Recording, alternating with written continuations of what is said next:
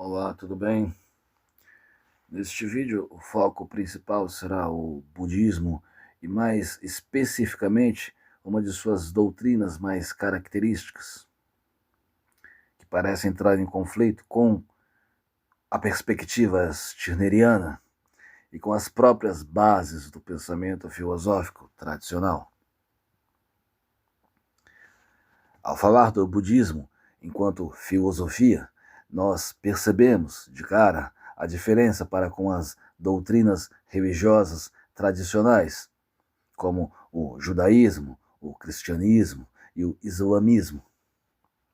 Enquanto estas últimas são conjuntos de verdades absolutas que devem ser aceitas, com ou contra a anuência do indivíduo, ficando estabelecido que só quem obedece e cumpre aquele conjunto de dogmas está certo, está com a razão, todos os outros estando errados, o budismo se encontra num patamar muito mais elevado, pois essa doutrina, que nasceu de um descontentamento com as limitações de uma religião dogmática, se presta muito mais à conversa, ao diálogo, busca muito mais estabelecer um confronto de ideias do que afirmar categoricamente estar certa.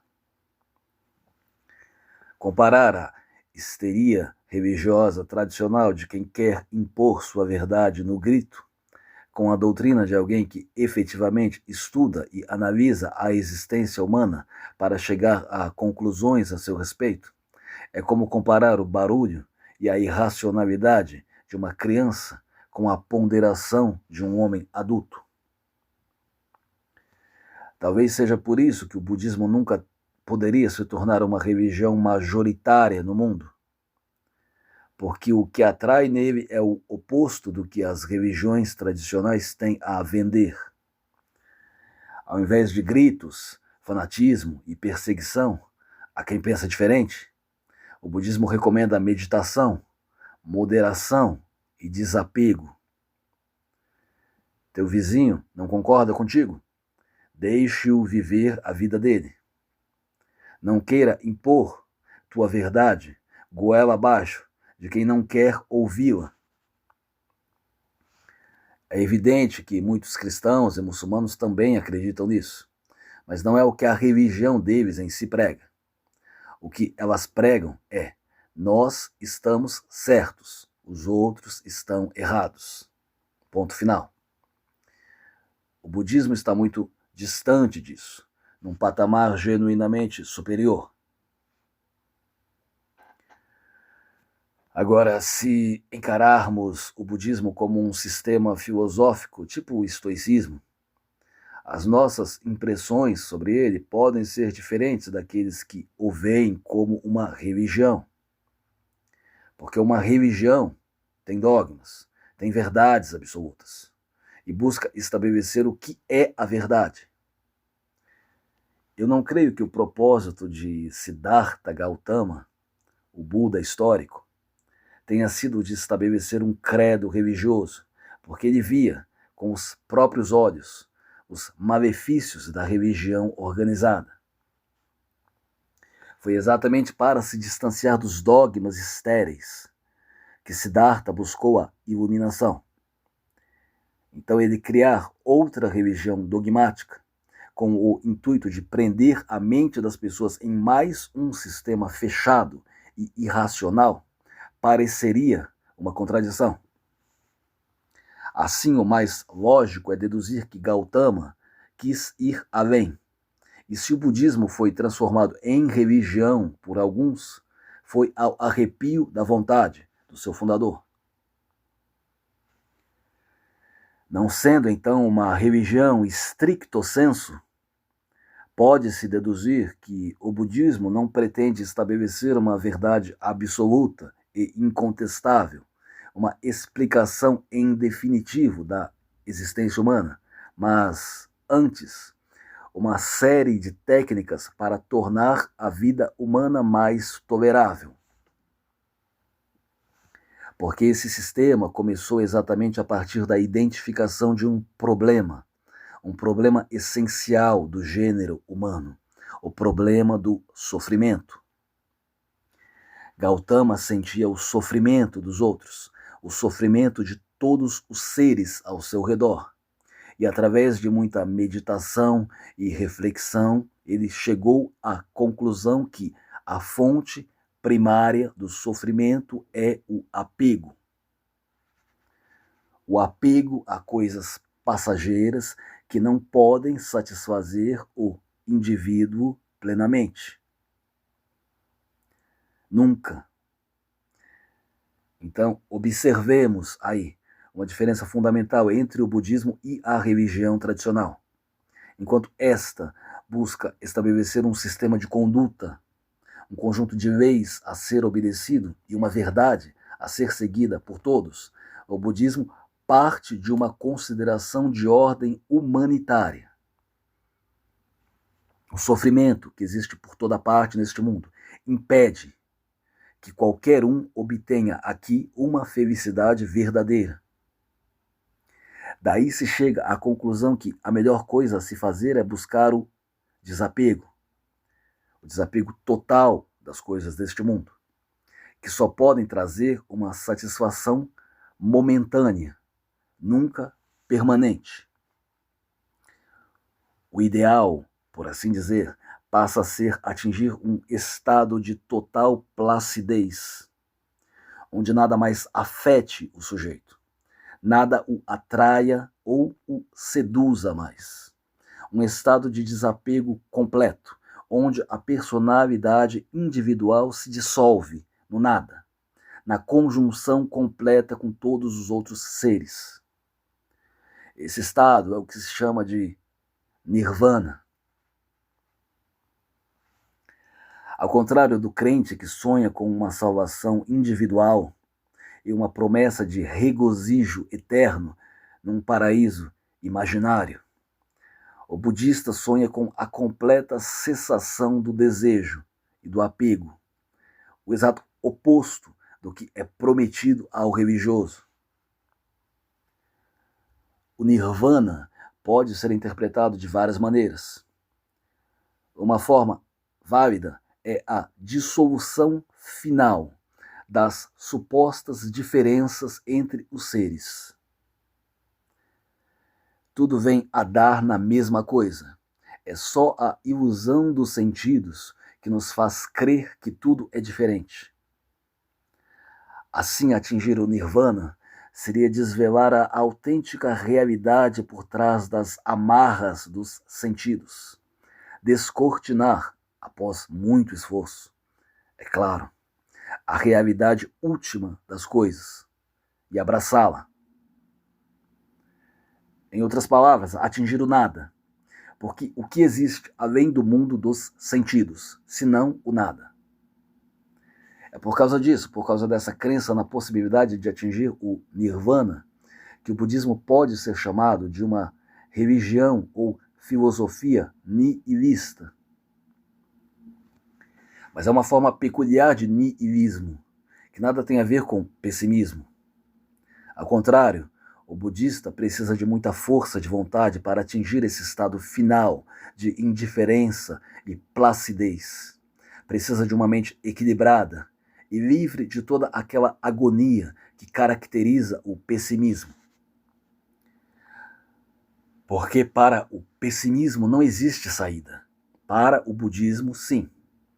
Só que essa saída é a cessação total de apego às coisas, a qualquer coisa que seja. Porque é o apego que é a fonte de todo o sofrimento e, ulteriormente, do próprio pessimismo. Deixe-me retomar a análise da gênese do budismo. Essa doutrina nasce no seio de uma religião organizada e politeísta, o hinduísmo. Foi a percepção de que a religião organizada não responde aos principais anseios do sujeito que Siddhartha Gautama se afastou e buscou uma iluminação particular. Ele manteve intactas algumas das crenças fundamentais do hinduísmo, tais quais a reencarnação e o karma, que nada mais é do que a versão religiosa da expressão aqui se faz, aqui se paga.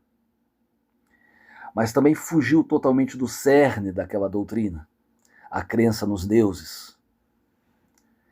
Não existem divindades na cosmologia budista, e também não existe hierarquia natural entre as pessoas, como o hinduísmo faz crer. Todos podem atingir a iluminação com a devida prática e esforço. Só essa negação da hierarquia entre os homens já coloca o budismo num plano à parte. Mas Buda foi além de simplesmente rejeitar práticas e crenças sem fundamento do hinduísmo. Ele rejeitou os fundamentos sobre os quais se assentava a religião organizada. Um desses fundamentos é o que nos interessa especificamente neste vídeo: a negação da alma, do sujeito individualizado, do eu. Para quem quer se aprofundar no estudo do budismo, há um farto material aqui no YouTube. Vou me concentrar aqui num conceito-chave da doutrina, o Anatman, uma palavra sânscrita que significa, literalmente, não eu. Esse termo surgiu como uma negação da palavra Atma, que se relaciona com a palavra alma, e significa o eu, o sujeito ou a alma como uma entidade separada e independente. Poderíamos dizer simplesmente a alma no sentido platônico do termo, pois nenhum outro filósofo trabalhou tão intensamente com esse conceito de alma individual quanto Platão. Foi dele que o cristianismo herdou seu conceito de alma eterna e imutável. A doutrina do Anatman parte da ideia de que os seres que existem neste mundo, incluindo o homem, claro, não têm uma essência permanente, assim como a alma dos cristãos, mas são todos parte de um processo, são todos manifestações temporárias do ser, que vem a ser uma única coisa, não múltiplas. Não se podendo falar em salvação individual, muito menos em ego, em um eu existindo inteiramente à parte dos outros eus, de outros seres igualmente independentes. Para o budismo, tudo o que existe no mundo dos fenômenos, que Platão chamaria de mundo das aparências, está em permanente estado de mudança e transformação, nada sendo igual ao que era há apenas alguns momentos atrás. E o sofrimento surge exatamente desse apego que tomamos por essa aparente essência que queremos manter, mas que a realidade nega, pois a cada momento, a cada nova experiência, nosso ser se desintegra. Poderia dizer, em outras palavras, que a ilusão de termos uma alma, uma essência, um eu individualizado, é a fonte mesma de todo o sofrimento. Porque uma vez que tal crença não tem base, tentamos a todo custo dar uma base para ela, mas falhamos a todo momento e não poderíamos deixar de falhar, pois estamos apegados a um conceito sem qualquer substância. É um ciclo que só pode ser quebrado com um ato de renúncia extremo. No caso, o abandono total de todo tipo de apego, inclusive a noção de um eu individualizado. Como se percebe, essa crença entra em conflito com as principais religiões, que têm na ideia de uma alma individual e eterna uma de suas bases. Para o budismo, não pode haver salvação, já que não há o que ser salvo. Para a religião, cada homem é dotado de uma consciência, uma alma eterna, que foi criada por Deus com uma finalidade muito específica. Para o budismo, esse conceito é uma fonte de sofrimento, pois, em busca de garantir a salvação dessa suposta alma individual, o sujeito não apenas tem que se sujeitar às tradições mortas da religião, mas se apegar a si mesmo tão intensamente que a própria vida se torna um martírio permanente nessa busca de se garantir, de garantir a própria salvação a qualquer custo. Percebe-se, assim, um grande avanço nessa doutrina budista do Anatman em relação às crenças religiosas tradicionais. De fato, novamente, o budismo está em outro patamar, pois enxerga o conjunto dos seres, e não apenas o ser humano, como um todo, não havendo que se falar em grupos favorecidos ou escolhidos, como os judeus, cristãos e muçulmanos adoram dizer. Não existem escolhidos, porque todos estão no mesmo barco, no mesmo plano. E lá no fundo, todos vêm a ser a mesma coisa, facetas diferentes da mesma coisa. Daí a preocupação do budismo com o sofrimento de todos os seres, até do menor dos animais. A ideia é diminuir cada vez mais a quantidade de sofrimento existente neste mundo. E quanto mais o sujeito se desapegar das noções de salvação e existência individualizada, mais ele contribui para a diminuição do sofrimento. Ele para de sofrer e, mais importante, para de fazer outros sofrerem. Tudo ótimo, muito profundo.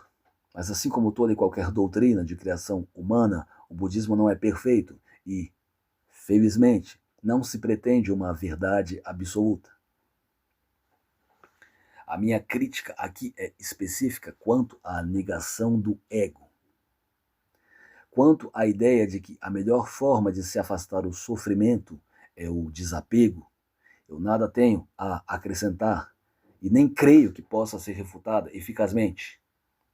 É uma simples dedução a partir daquilo que qualquer homem pode observar na vida. Agora, a doutrina do Anatman, o não-eu, tem que ser analisada e pesada em todas as suas consequências lógicas. É razoável crer que não possuímos consciência individualizada? É razoável crer que o ego e, consequentemente, o egoísmo seja apenas uma ilusão dos sentidos?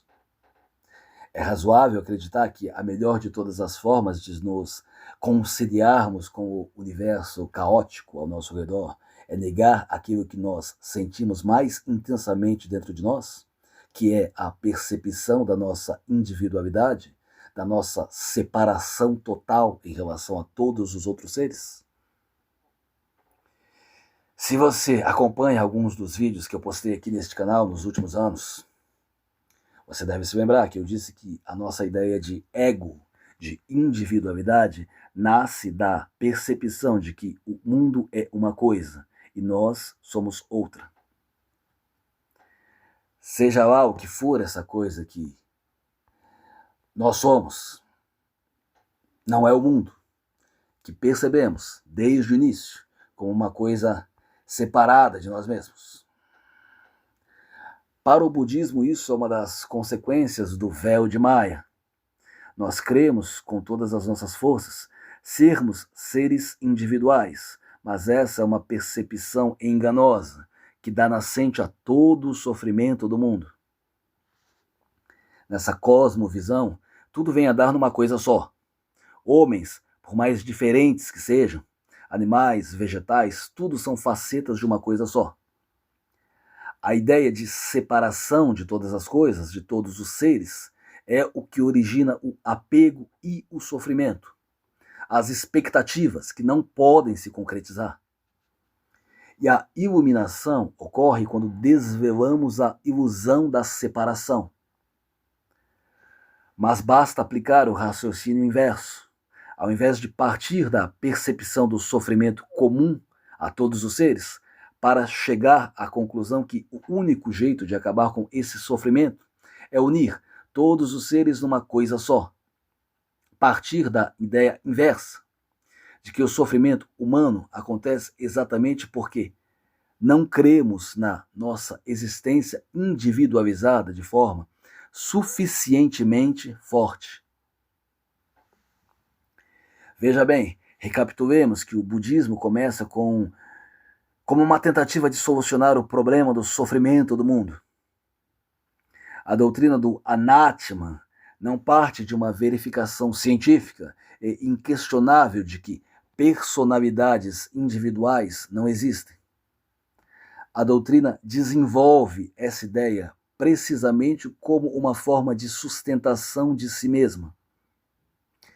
Como se o sujeito olhasse para o mundo, para a miséria à sua volta, e chegasse à conclusão que a melhor forma de acabar com tanto sofrimento é todos crerem que somos uma coisa só, e começarmos a praticar a meditação até que todos os nossos desejos naturais desapareçam e só reste a equanimidade total. Mas essa solução proposta pelo budismo só é eficiente quando o sujeito chega à conclusão por si mesmo de que não quer mais se apegar ao mundo, às pessoas, a nada. O caminho escolhido por Siddhartha Gautama. Ocorre que, assim como a luta do cristianismo contra as paixões da carne é inglória, nunca dá em nada, porque seremos prisioneiros da carne até morrer, a luta do budista também é totalmente vã no que diz respeito à natureza deste mundo. O grau de desapego necessário para se ser um autêntico budista está além da maioria absoluta das pessoas. O que explica o fato de o budismo ter sido, desde sempre, uma crença minoritária. Em resumo, o budismo não demonstra a inexistência do eu. O budismo usa essa ideia como base de sua doutrina, a fim de que ela atinja o fim a que se propõe: livrar o sujeito do sofrimento, do apego às coisas passageiras. A percepção de que eu existo individualmente não pode ser categorizada como uma ilusão, sob risco de esta palavra perder todo o seu significado. Porque ela persiste, ainda quando eu contemplo ao meu redor os mesmíssimos problemas que levaram Siddhartha Gautama a buscar a iluminação. E ela persiste, ainda quando eu encaro de frente a realidade deste mundo e percebo que tudo aqui é, de fato, passageiro, e que, no conjunto geral das coisas, a vida humana é um sopro. Ainda quando eu contemplo a pequenez de uma vida humana face ao universo infinito e indiferente, ainda assim eu faço isso com meus olhos, com meu entendimento e de um jeito particular. Eu quero dizer, ao contemplar a vaidade de todas as coisas, eu deveria chegar à conclusão que tudo é um grande sonho, que nada tem uma realidade concreta. Ocorre que uma coisa ser passageira, transitória ou fugidia não significa automaticamente que essa coisa seja irreal. Da mesma forma, o sujeito é uma soma, uma grande mistura de experiências e vivências que o vão moldando e mudando com o passar dos anos. Mas, para que exista um processo de mudança, de transição, deve haver algo sendo mudado. Do contrário, o processo em si se refere a quê? A resposta do budismo: os nossos sentidos nos enganam e nos fazem separar em bilhões de unidades um ser que, na verdade, é uno. Por que isso acontece?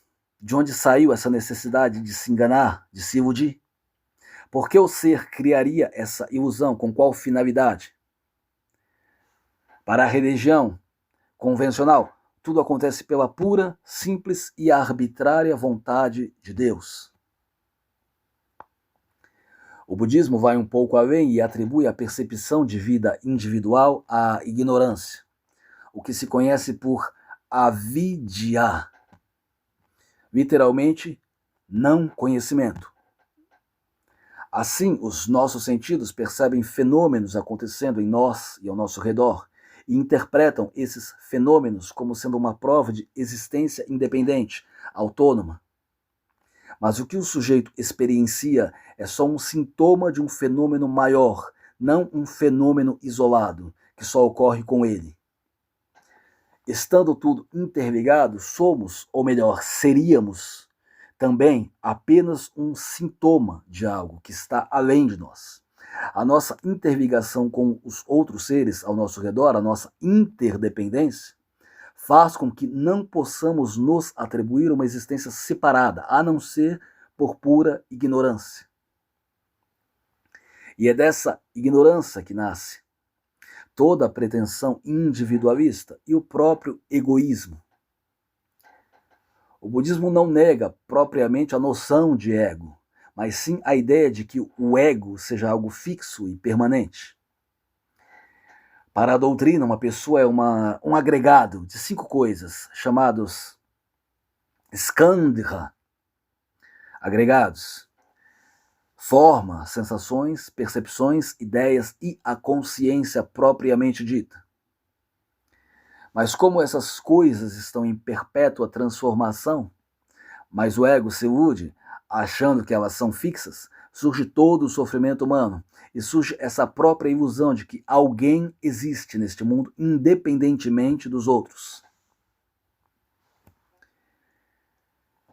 Se você leu e prestou atenção no único e sua propriedade, você deve saber que em nenhuma parte Stirner se refere ao eu como algo imutável. Pelo contrário, o eu evolui, muda com o passar dos anos, está sempre em perpétua mutação. O eu stirneriano nada tem a ver com a alma imortal do cristão, que ela sim é uma entidade imutável e eterna, que está além do mundo da causalidade. Mas o eu stirneriano existe precisamente no mundo da causalidade, no mundo dos fenômenos. O eu surge nesse mundo e vai sendo moldado por ele. O eu não pode existir fora deste mundo, pois surge como um produto, como uma parte dele. Se o mundo perece, todos os eus, todas as diferentes individualidades desaparecem com ele. É óbvio que encarar o eu como algo existindo em um plano diverso do mundo, como algo independente do mundo, é algo totalmente sem propósito. Mas nem Stirner, nem qualquer egoísta sensato jamais propôs tal ideia. Você já deve ter ouvido alguns que não são budistas falarem algo do tipo: como saber o que é o eu, onde ele começa e onde ele termina?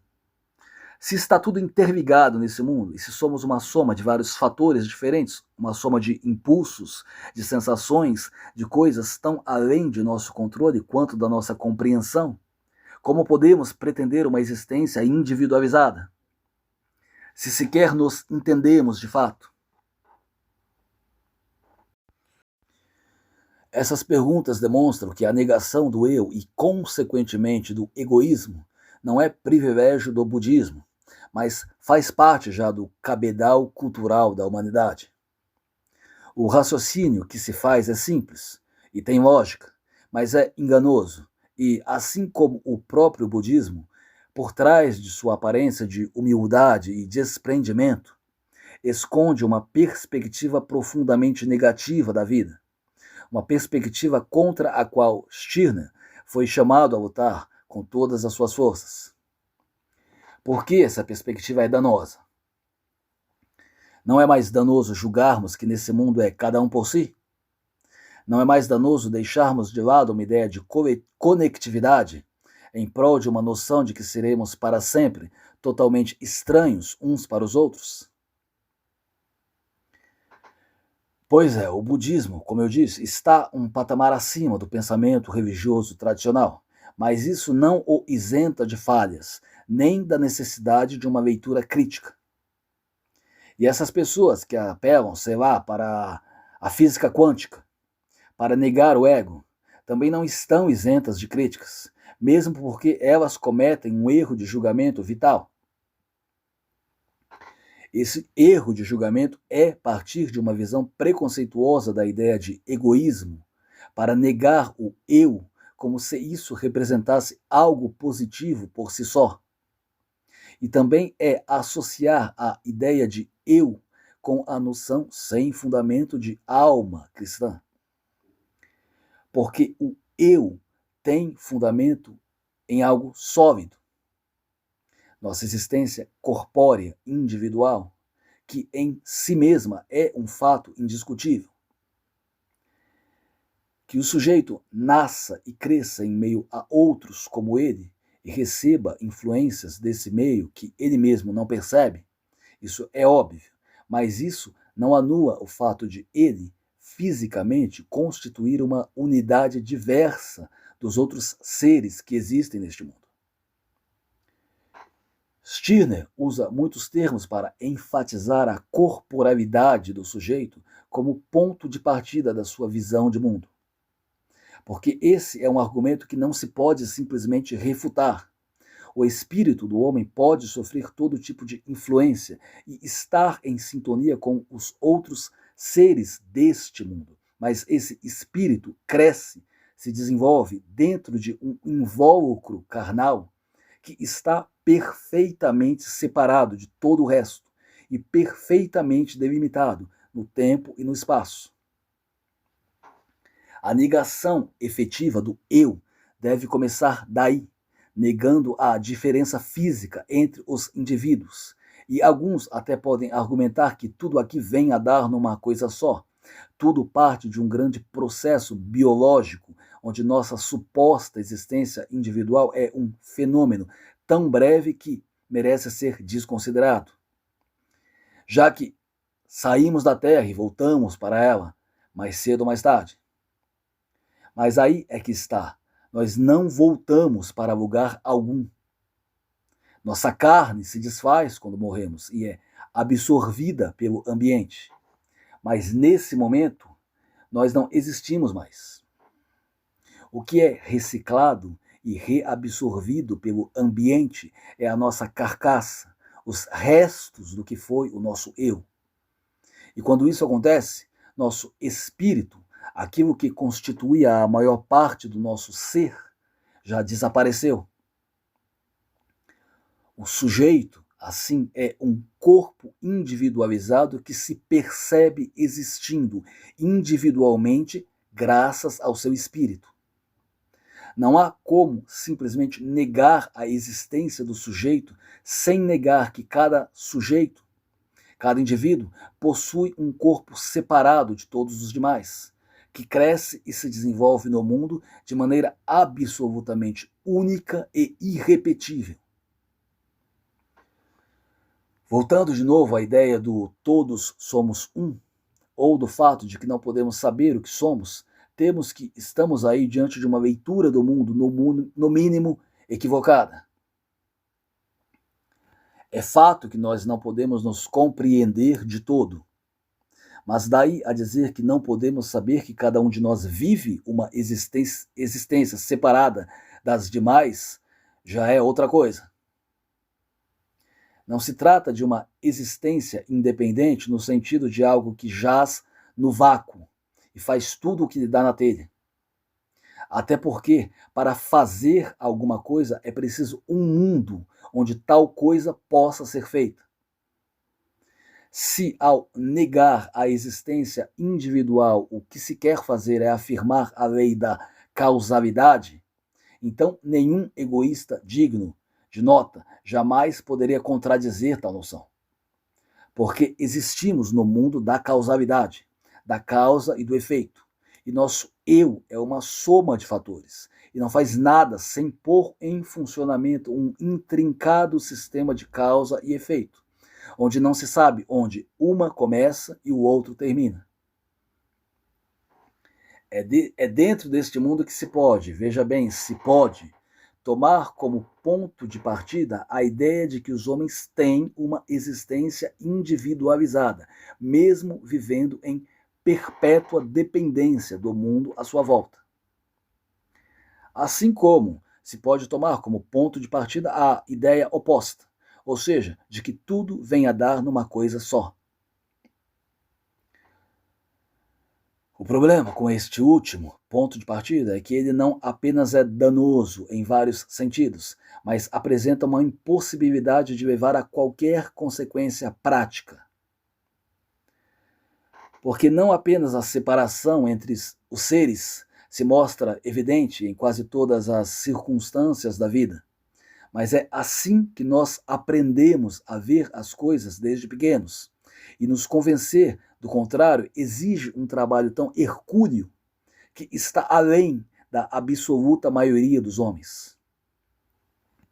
É como você pretender desafiar a base sobre a qual se assenta a nossa civilização. Toda a nossa linguagem, todos os nossos costumes, toda a nossa cultura, a própria religião, a política, a filosofia, nossas aspirações e inclinações na vida, tudo muda completamente de sentido se assumirmos que tudo vem a dar no mesmo. O ladrão é o mesmo que o homem honesto. Ser probo ou corrupto não faz a menor diferença. Crer ou duvidar, matar ou morrer, dá tudo no mesmo. Claro que definir algo como bom ou mal é um julgamento moral, algo que está puramente no campo da teoria, porque a natureza pouco se importa com o modo como rotulamos as ações humanas. Na natureza, os seres apenas são. E não há absurdo também em dizer que, para a natureza, o indivíduo em si não tem importância, porque sempre que morre um, tem outro no lugar para substituir, num ciclo eterno. O principal senão dessa perspectiva é mesmo tirar dos seres humanos tudo aquilo que nos diferencia e, portanto, nos faz ser o que somos. Contemplemos o ideal budista em si, aquela busca de uma placidez sobre-humana, aquela tentativa de se tornar quase indiferente a tudo, e veremos que não se trata apenas de uma tentativa fadada ao fracasso, mas de algo que priva o ser humano de coisas das quais ele não precisa se privar, senão por motivos puramente religiosos. Na tentativa de se livrar de todo o sofrimento, e para um homem é inevitável sofrer mais cedo ou mais tarde, o budismo tira o significado de todas as coisas. Significado que não é inerente a elas, mas é atribuído puramente por nós, pelos homens. O sistema nega a possibilidade de o homem construir significado, amparado na noção de que tudo é ilusório, e leva ao sofrimento sem fim. E os homens são, então, desumanizados e reduzidos a uma massa amorfa que precisa acordar e entender que tudo aqui embaixo vem a dar no mesmo. Mas seguindo essa linha de raciocínio, o sujeito pode e deve concluir que, se, no fundo, tudo vem a dar no mesmo, então ele não precisa, na verdade, mudar nada em si. E nem precisa, de fato, evoluir ou buscar a iluminação, já que ele sempre será apenas uma sombra, de qualquer forma, não um ser completo. Se todos somos um, a mesma coisa assumindo 1000 disfarces diferentes, então dá no mesmo ser monge ou homem do mundo, ser budista ou cristão, já que a avidya, a ignorância, é a sina de todos nós, até o fim. Deixa-me ir além. Eu disse que essa perspectiva não é exclusivamente budista, que muitos outros, inclusive intelectuais, defendem a mesma ideia de que não existe o sujeito. Mas nós temos aí um paradoxo muito fácil de se detectar e atacar, porque todos esses indivíduos continuam se referindo a si mesmos como tendo uma existência individualizada. Eles continuam crendo, na prática, o que negam teoricamente. Continuam agindo e pensando como entes separados, continuam tendo suas próprias aspirações e suas próprias opiniões e se indignam quando alguém não percebe a verdade que só eles enxergam. Eles podem alegar que é o costume que os faz agir assim, o costume da civilização ocidental de se referir às pessoas como seres individualizados. mas, na verdade, a própria ciência humana já provou que, no fundo, o budismo está certo. É tudo um emaranhado só, onde não se sabe onde um ser termina e outro começa. A questão é que não se trata meramente de uma confusão conceitual, onde se transforma uma convenção numa verdade, mas sim de uma atitude que transforma todas as nossas ações em ilusórias. E tudo o que pensamos se reduz a nada no processo. Literalmente, quando o sujeito adota essa perspectiva, o que você deveria dizer a ele é: então, meu caro, do que nós estamos falando? Aliás, para que estamos falando sobre o que quer que seja? Pois não vê, você, que todo discurso é inútil? Não vê que teu raciocínio leva a concluir que nada existe? Que nada é real? Que tudo é ilusório? Que não temos nem por que discutir, nem acreditar no que quer que seja? Porque mesmo que você acha que o budismo foi rotulado como uma doutrina nihilista, porque essa é exatamente a conclusão a que ele nos leva, que nada dá em nada e nada significa nada. Não tem uma saída desse impasse. A finalidade do budismo é atingir o nirvana, que em termos práticos é o mesmo que se reduzir a nada, reduzir o ser, tudo o que somos, a nada. Mas essa é apenas a finalidade do budismo. A finalidade de um sistema filosófico de matiz religioso ou vice-versa. Nada nos força a concluir que o budismo seja verdadeiro, seja a resposta que buscamos. É apenas uma perspectiva entre tantas outras. Um modo de enxergar as coisas, que, eu repito, é muito superior à pobreza da religião dogmática. Mas é apenas um modo de enxergar as coisas, no final das contas. O que a perspectiva búdica busca é, acima de tudo, não alertar para a inexistência do sujeito, mas sim levar o sujeito a se destruir. A intenção não é negar, provar a inexistência, mas destruir o eu. Porque como surgiu como uma técnica para suprimir o sofrimento surgido do apego, que é inevitável para cada ser que nasça na Terra, o budismo só pode desenvolver práticas que suprimam de tal modo a personalidade individual que, no final do processo, o indivíduo deduza que seu eu nunca existiu em primeiro lugar, quando o que ele fez foi exatamente destruir esse eu, quase totalmente. O budismo nasceu no Oriente, como sabemos. Em toda a filosofia oriental, o todo tem precedência sobre a parte. Nada mais natural que o budismo tenha como ideal a supressão do eu. A comunidade ideal do budismo é uma onde a diferença entre os diferentes membros seja quase imperceptível. Isso parece muito com uma colmeia, não com uma sociedade humana. Por isso mesmo, embora eu tenha o budismo em mais alta conta que as medíocres religiões abraâmicas, eu não posso de forma alguma abraçar essa doutrina. E a vejo, em última análise, como outro exemplo de onde pode levar o pensamento religioso. Será possível que nem a iluminação poderia levar o Buda a entender que uma tal visão de mundo tiraria o valor de todas as coisas? É fato que o budista busca a placidez e se coloca em pé de igualdade com todas as coisas vivas. Não se julga superior a ninguém, nem aos animais. Mas também elimina toda a diferenciação, o que acarreta um estado de apatia tal face à existência humana que esta perde todo o significado. A própria luta contra o sofrimento perde todo o significado.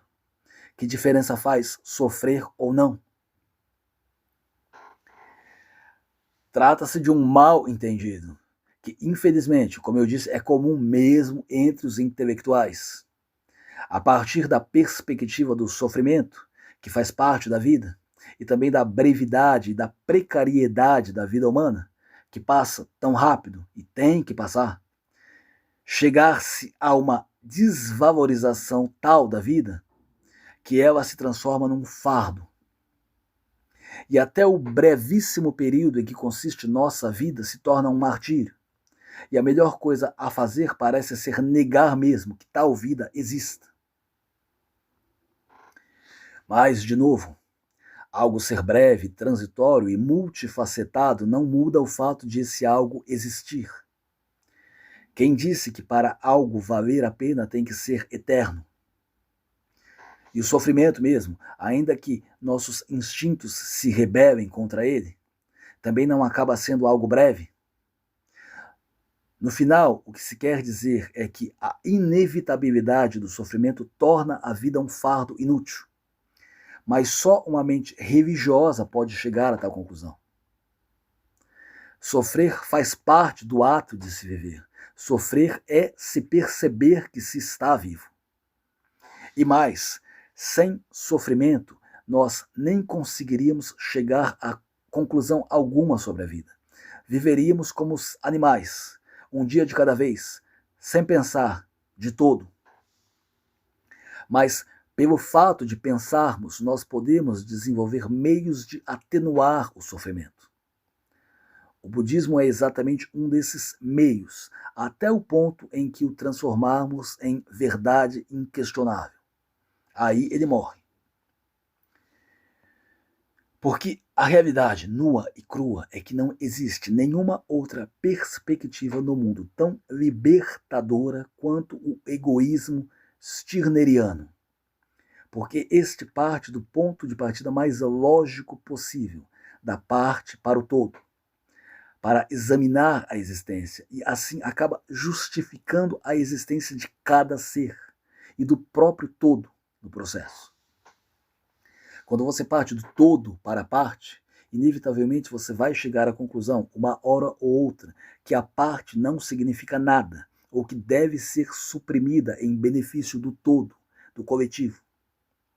Até os mais bem-intencionados homens acabam chegando às mesmas conclusões e à mesma condenação ingênua do egoísmo, partindo do ponto de vista que o egoísmo inviabiliza a própria vida em sociedade.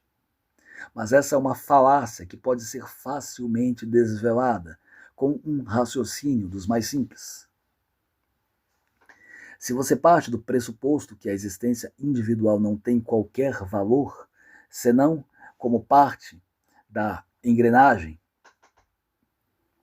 social, você não apenas nega qualquer importância ao indivíduo, você nega importância à sociedade como um todo. Porque se eu, na condição de indivíduo, não tenho valor, isso significa que você também não tem. Apenas como um número, como uma engrenagem a mais, tua vida tem qualquer significado.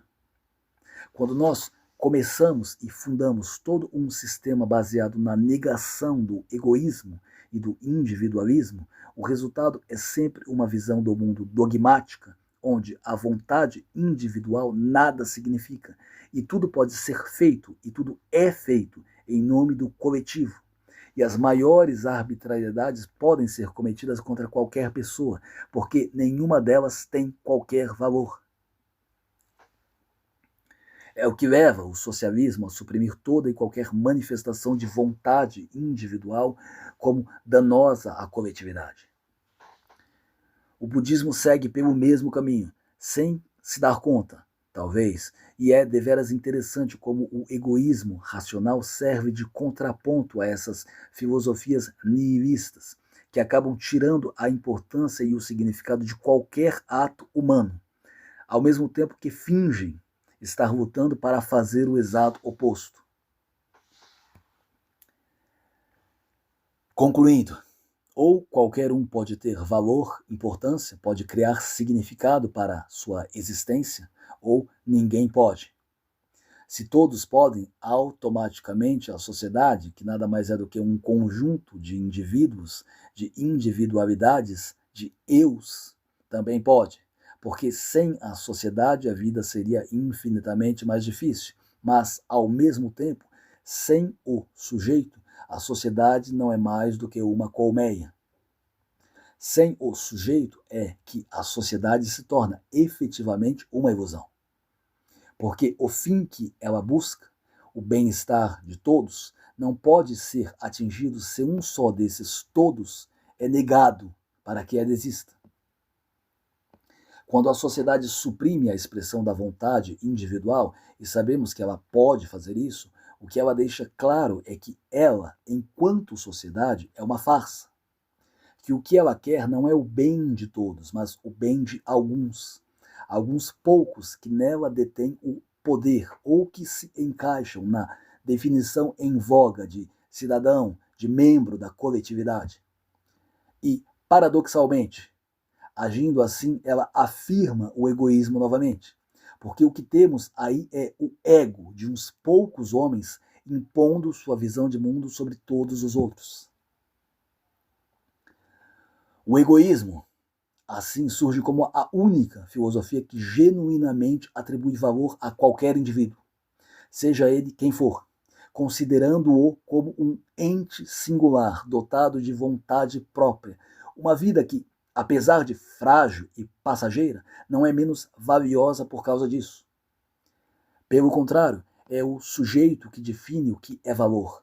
Isso não é algo que pode ser imposto de cima, porque é algo que é experimentado de forma diferente por cada ser. E os valores que a minha sociedade defendem podem ser totalmente contrários à minha natureza. O budismo constrói um belo sistema para quem busca um meio de se livrar do apego e do sofrimento. Mas graças à nossa condição peculiar, o que queremos na vida pode ser exatamente o que o budismo afirma ser mais indesejável: o apego, como uma forma de nos sentirmos vivos, o sofrimento, como um meio de termos por que lutar nesta vida. Pois o sofrimento em si não é o pior problema, e sim nos chafurdarmos nele, transformar o sofrimento num fim em si mesmo. O sofrimento pode ser um meio de nos conhecermos nossos limites.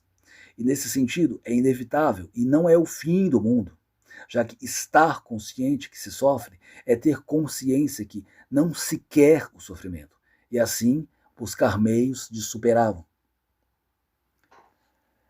A solução, ao que me parece, não está em doutrinas nihilistas, nem na negação da existência do eu, do sujeito, mas sim em entender que o eu, o ego, é só um ponto de partida. Ser egoísta não diz quase nada sobre o sujeito. Ele pode mesmo ser um egoísta desinteressado de tudo, exceto de si mesmo. O importante é criar para si um sistema onde possibilidades existam, onde seja possível escolher e dizer não, aceitar a vida ou negá-la, abraçar o sofrimento ou fugir dele. O budismo, como todos os sistemas fechados, não pode nos permitir isso. E por isso mesmo, apesar de representar um avanço, eu ainda o classifico como uma doutrina que passa perto, mas não oferece uma resposta realmente satisfatória ao enigma da existência. Porque fugir da dor e do sofrimento e se esconder sob uma fachada de imperturbabilidade me parece longe de ser uma saída de fato eficaz. Você não resolve qualquer problema do mundo assim. Você apenas os escamoteia. Ou melhor, você fecha os olhos e simplesmente os deixa para lá. Obrigado por tua atenção.